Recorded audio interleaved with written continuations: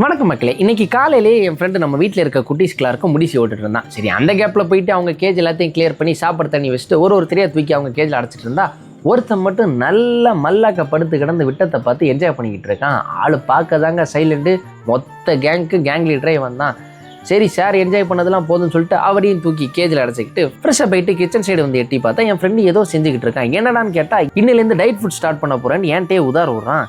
சரி, அவன் எல்லா வேலையை முடிச்சதுக்கப்புறமா பாலை நல்லா சூடு பண்ணி நம்மளோட மிக்ஸ் பண்ணி குடிச்சிட்டு நம்மளோட ஆஃபீஸ் வேலையை பார்க்க ஆரம்பிச்சிட்டோம்.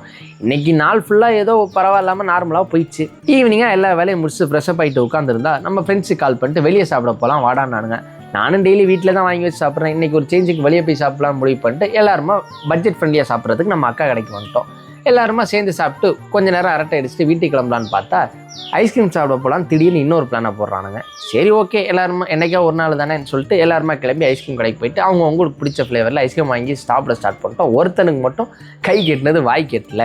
சரி, அவன் முன்னாடியே நல்ல ஐஸ்கிரீம் சாப்பிட்டு அவனுக்கு கொதி ஏற்றி வெறுப்பையும் ஏற்றிக்கிட்டு இர்ஃபான் ஃபாசித், உங்கள் மனநிலைமை எப்படி இருக்கு?